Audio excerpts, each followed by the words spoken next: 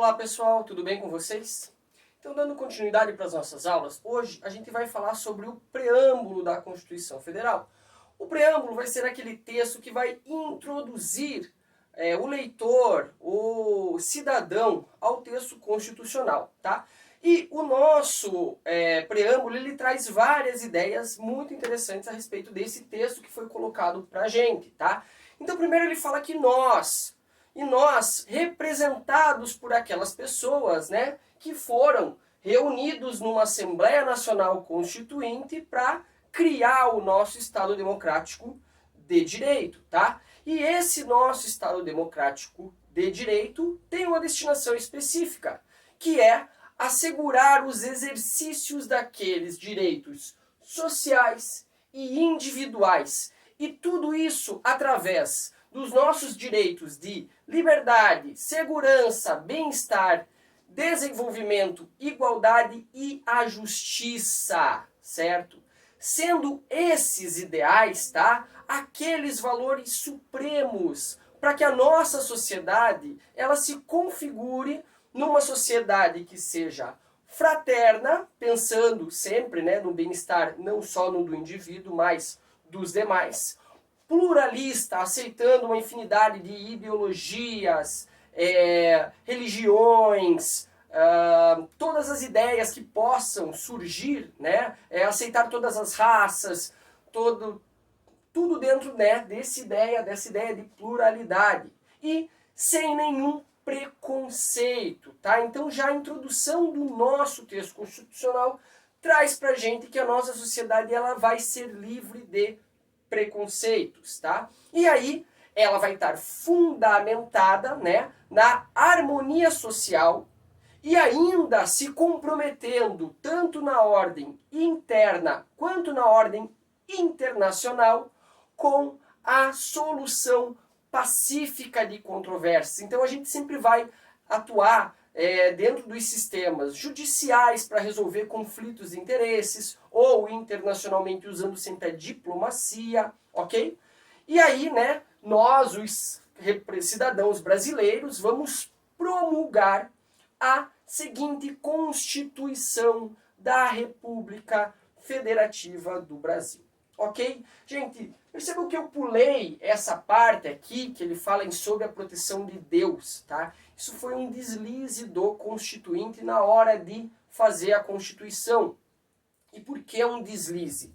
Porque o nosso Estado, ele se configura como sendo um Estado laico. E o que quer dizer isso? O que é um Estado laico?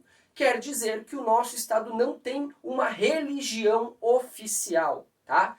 E se ele não tem uma religião oficial, como é que eu coloco sob a proteção de Deus, tá? Então, isso foi um deslize do Constituinte. Entretanto, a partir de que isso daqui foi publicado, eu não posso retirar essa frase, porque o preâmbulo todo da Constituição Federal, ele se configura no que a gente chama de cláusula pétrea, tá? Eu não posso retirar esse tipo de questão. Eu poderia adicionar, tá? Então eu poderia adicionar de outras religiões. Poderia adicionar Buda, Shiva, outros, né, deuses de outras religiões para que Maomé, para que se aceitasse, né, para que se incluísse em todas essas religiões, tá?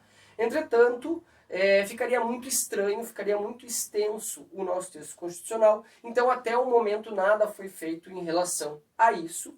Então a gente simplesmente, por enquanto, ignora esse deslize do Constituinte. Ok? Tranquilo, gente? Beleza. Lembrando só, tá? Quando a gente falou também no princípio da igualdade ou princípio da isonomia, que esses fundamentos aqui, ele prevê uma justiça social, certo? Não simplesmente um tratamento igualitário para todas as pessoas. E esse desenho aqui acaba demonstrando mais ou menos como é isso. Então, se o Estado fornece exatamente a mesma coisa para cada um dos cidadãos, como é representado nesse primeiro desenho, olha, cada um ganhou uma caixinha, tá? Mas podem ver que o resultado é diferente. O primeiro, que nem precisava da caixinha, está tendo o resultado que ele queria. O segundo, com a caixinha, ele consegue atingir o resultado que ele queria, mas o terceiro, mesmo recebendo uma caixinha, ele não consegue atender o resultado pretendido, que é observar por cima da cerca para assistir ao jogo, certo? E quando a gente fala em justiça social, justiça inclusiva, tá? Nós vamos ter uma diferença, né, de tratamento do Estado. O primeiro, por exemplo, não vai receber nada, mas mesmo assim ele consegue ter o resultado pretendido. O segundo vai receber uma caixa e assim ele consegue obter o resultado pretendido. E esse último aqui, né, ele se demonstrando como hipossuficiente, ele receberia duas caixas para que ele conseguisse ter o mesmo resultado que os demais. Ok, gente? Tranquilo? Então, essa que é a ideia, tá? De justiça social, de igualdade, de isonomia, tá? É no resultado e não no que é recebido. Ok? Bom, e aí a gente começa a ver os princípios fundamentais da Constituição Federal da República Federativa do Brasil, tá? E o artigo 1º vai trazer pra gente que a República Federativa do Brasil, quem? República Federativa do Brasil. Esse é o nome completo do nosso país, tá? Brasil é só pra gente que é de casa, que é mais chegado aqui, ok? Porque o nome completo do nosso país é República Federativa do Brasil. E essa República Federativa do Brasil, ela se forma pela união indissolúvel dos estados, municípios e Distrito Federal. Portanto, não existe a possibilidade de nenhum grupo de estados se retirar da federação, porque a Constituição impede. Caso um estado ou um grupo de estados queira se retirar da federação, só vai conseguir fazer isso através de guerra civil, porque legalmente não é possível que isso se realize, ok? E ele vai se constituir num estado democrático. E o que é o democrático? Demo significa povo.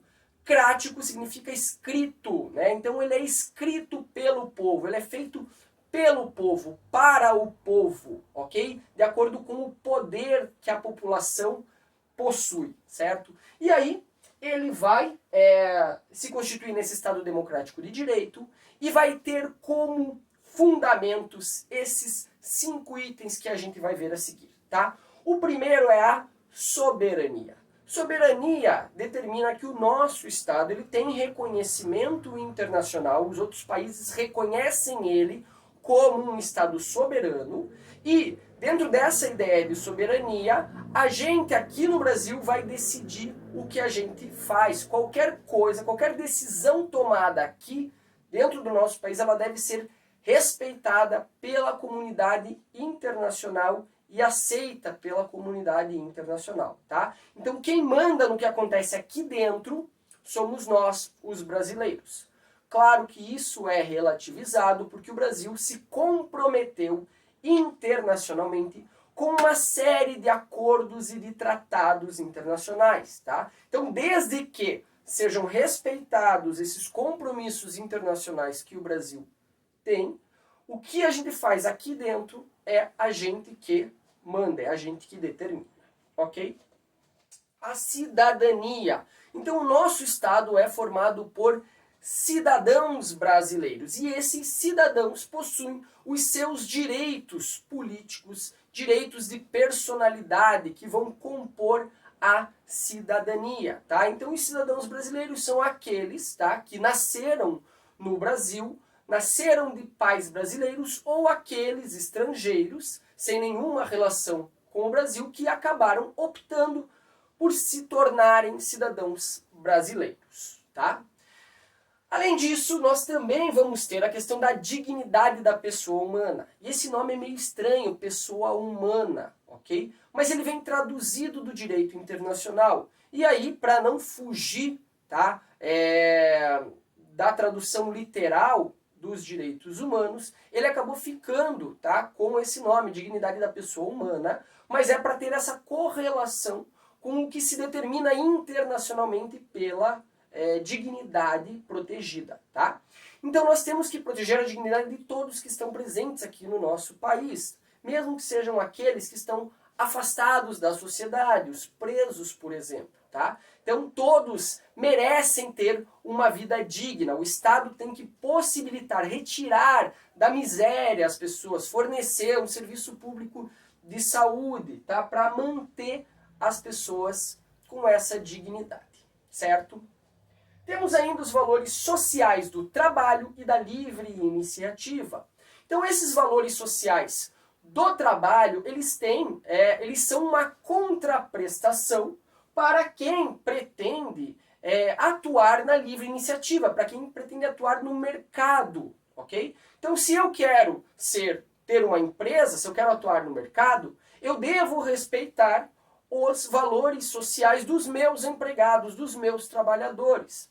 Exatamente porque o Estado ele permanece mantendo aquela mão invisível sobre todo o mercado, sobre toda a economia. Tá? Então é dessa forma ele controla o respeito aos trabalhadores.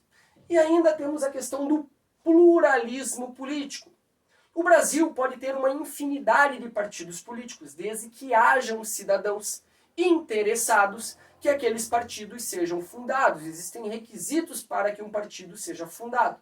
Mas cumpridos esses requisitos, os partidos podem ter uma infinidade de ideologias, tá?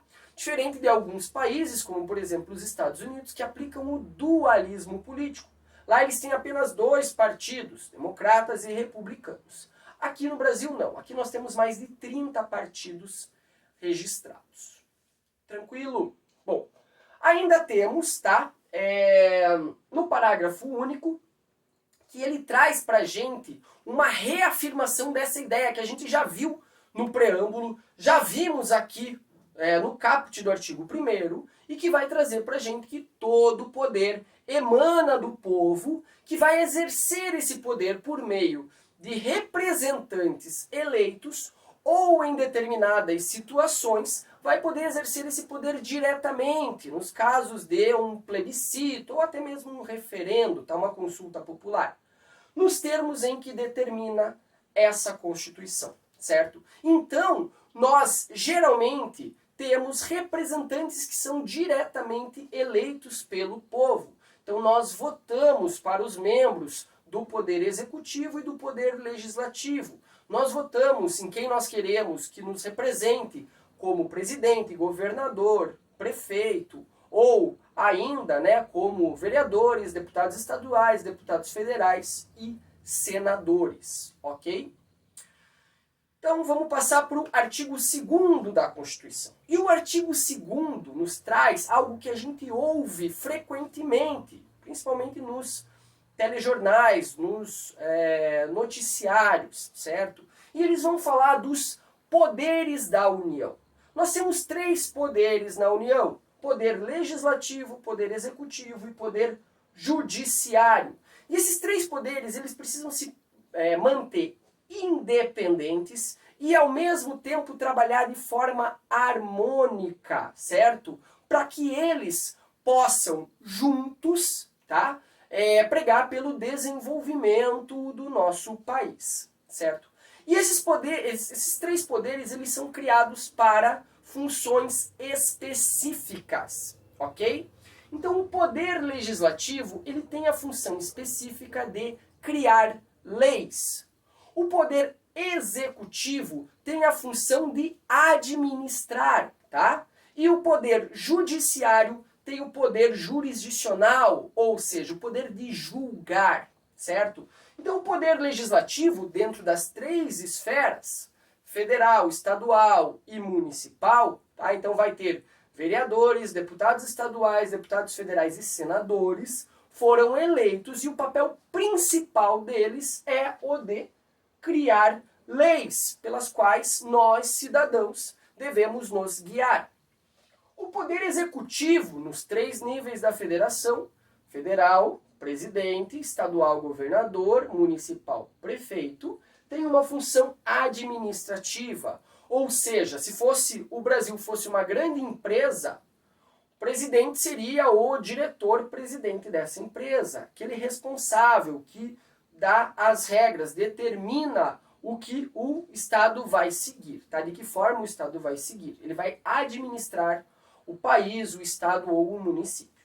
E o Poder Judiciário, tá? Ele vai atuar verificando se as normas estão sendo aplicadas corretamente e para cada caso específico, de que forma vai se fazer justiça, aplicando essas leis, essas regras e seguindo os preceitos da administração pública. Entretanto, existe um sistema chamado de sistema de freios e contrapesos, tá? E é a forma como cada um deles acaba impedindo com que os demais poderes eles acabem indo um pouco para cima dos outros poderes, tá? Então esse poder é dividido em 3 e cada um defende o seu e vai defender os seus, né, os outros, para que esse poder se mantenha equilibrado, certo? Inclusive para isso eles precisam se manter independentes. E nesse sentido nós temos as funções atípicas. Funções que não foram aquelas para as quais os 3 poderes foram criados, mas que fazem com que esses 3 poderes permaneçam independentes, tá? Então, o poder legislativo e o poder judiciário vão ter uma função administrativa, que é a função de se auto-administrar. Imaginem se o poder executivo, que é o administrador, fosse responsável por pagar diretamente a folha salarial do legislativo e do judiciário. Ele poderia simplesmente chegar para o poder legislativo e falar, seguinte, se você não votar naquela lei que eu quero que passe, eu não vou pagar o seu salário esse mês. Ou para o judiciário falar, se vocês não julgarem essa questão em favor do que eu quero, eu não pago o salário de vocês. Então, para evitar isso, tá? Já existe uma folha, um valor específico que é repassado diretamente ao poder legislativo e ao poder judiciário. E o poder executivo não pode travar esse valor. Só que ele cai inteiro na conta do poder legislativo e o poder legislativo precisa se auto-administrar. Precisa comprar equipamentos, computadores, aí vai fazer uma licitação para compra, precisa pagar a conta de luz, conta de água, precisa fazer uma reforma no prédio, tá? E da mesma forma o poder judiciário. Então ambos precisam se auto-administrar para manter a sua independência, ok? E ainda temos um poder jurisdicional dentro do poder legislativo. E um exemplo típico disso é a CPI, Comissões Parlamentares de Inquérito, tá? Onde os próprios membros do Legislativo verificam a possibilidade da existência de uma irregularidade e esses membros vão fazer uma investigação, apurar os fatos e eles podem, inclusive, impor algumas sanções para os membros do próprio Poder Legislativo, tá? Como perda de direitos políticos, perda do mandato, ok? Mas, gente, pelo amor de Deus, o Poder Legislativo não pode prender ninguém. No caso de uma CPI ter procedência, todo esse relatório vai ser passado ao Ministério Público, que vai ingressar no Poder Judiciário. E só no Poder Judiciário é que um desses membros pode ser preso, tá? Nenhum deputado pode prender o outro, por exemplo. Ok? E, já que eu estava falando já do Poder Judiciário, tá? Ele também vai ter uma atividade legislativa. E no que configura essa atividade legislativa? Configura no fato de que o próprio Poder Judiciário pode estabelecer regras para o seu próprio funcionamento, ok? Então ele vai estabelecer procedimentos, regras, uma legislação interna de como ele vai funcionar, certo? E o Poder Executivo tem a função atípica legislativa, ou seja, alguns atos do Poder Executivo precisam ser feitos por lei. Então, digamos que o Poder Executivo precisa contratar funcionários, certo? Então ele vai fazer um concurso público e no momento de fazer a contratação, ele precisa que essa contratação se proceda por decreto, por exemplo, que é uma atividade legislativa. Então o Poder Executivo vai ter essa possibilidade de legislar para viabilizar a sua atuação administrativa. Tranquilo, gente? Beleza? Bom, o nosso artigo 3º, ele vai constituir quais são os objetivos fundamentais da nossa República Federativa do Brasil, tá? E o primeiro objetivo fundamental do nosso país é construir uma sociedade que seja livre, justa e solidária, certo? Então, dentro de todas as políticas públicas, sempre esses objetivos devem estar atendidos. O segundo objetivo fundamental é de garantir o desenvolvimento nacional. Tá? Então, o Estado não pode parar. Ele sempre vai incentivar, tá, para que a nossa economia, o nosso país continue se desenvolvendo, tecnologia, pesquisa, sempre para garantir esse segundo inciso. O terceiro, ele é o que a gente chama de norma programática, que a gente já viu, tá? Que é a questão de erradicar, acabar com a pobreza no nosso país. E também acabar com a marginalização. Trazer todas as categorias da sociedade que acabam ficando marginalizadas à margem do sistema, trazer eles, incluir eles sempre, né, para que eles tenham a mesma possibilidade de resultado que todos os demais cidadãos. E ainda, reduzir as desigualdades sociais e regionais. Então, reduzir as desigualdades financeiras, por exemplo, tá? Culturais e também as regionais. E é por isso que algumas regiões do país recebem mais investimentos do que outras, tá? Então, não necessariamente esses investimentos vão para aquela que efetivamente produziu o recurso. Exatamente porque a gente tem que fazer um equilíbrio, tentar fazer com que o Estado como um todo se desenvolva e reduza essa desigualdade entre regiões mais pobres e regiões mais ricas, promovendo essa distribuição, né, de renda e de atividades. Ok? E ainda, por último, nós temos a questão de promover o bem de todos, sem nenhum preconceito, seja esse preconceito de origem, de raça, de sexo, de cor, de idade ou quaisquer outras formas de discriminação. As políticas públicas, elas devem ser inclusivas, tá? E evitando, né, tentando ao máximo com que essas questões preconceituosas, elas perdurem e trabalhando para que elas acabem. Ok, gente? Tranquilo? Por último, nós vamos ter o artigo 4º, que determina a forma como o nosso país ele vai atuar dentro das relações internacionais. E ele vai trazer aqui uma série de princípios, tá? De independência nacional, que quer dizer que o nosso país ele é independente de todos os outros. Nós comercializamos com os outros, mas nós nos mantemos independentes, tomando as nossas próprias decisões. Vai sempre prevalecer os tratados de direitos humanos que ele assinou internacionalmente e vai aplicar tanto para os cidadãos brasileiros quanto para os outros países com que o Brasil trata e negocia. Vai aceitar a questão da autodeterminação dos povos, ou seja, aceita que cada cultura é diferente e cada um dos estados internacionais, dos países, tem a possibilidade de dizer de que forma eles vão agir, tá? Vai sempre primar pela não intervenção. Nunca o nosso país vai dar pitaco, vai meter o bedelho no que os outros países estão fazendo, tá?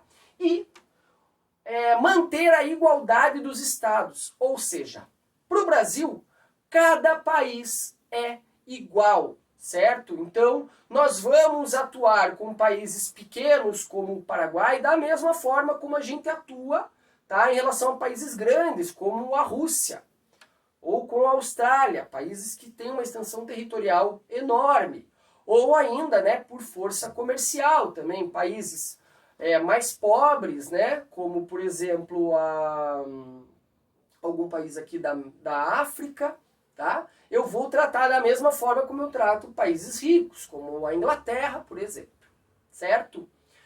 Nós vamos atuar sempre em prol da defesa da paz e atuamos, né, no âmbito internacional, pregando sempre a defesa da paz e evitando promover alguma situação conflituosa, sempre buscando a solução pacífica de qualquer conflito, sempre buscando a diplomacia para resolver esses conflitos, tá? Repudiando sempre o terrorismo e o racismo. Então a nossa legislação, ela tem vários aspectos que repudiam tanto atividades terroristas contra a nossa lei e também questões racistas, tá? Elas são expressamente repudiadas pela nossa legislação. Nós vamos sempre cooperar com os outros países, com os povos como um todo, para o progresso da humanidade, tá? Então nós sempre vamos buscar atuar em conjunto com outros estados, com outros países, para que a humanidade como um todo possa se desenvolver. Em alguns casos muito especiais, tá? O nosso país pode conceder asilo político, quando o nosso Supremo Tribunal ele determina que a pessoa ela está sofrendo algum abuso político no seu país de origem, ok?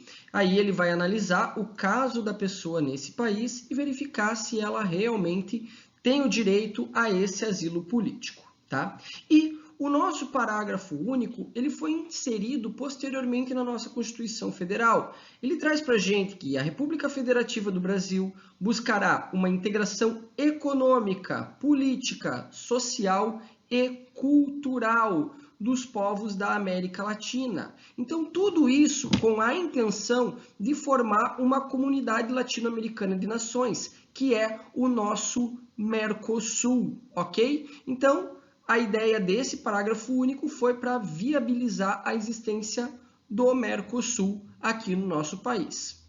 Ok, gente?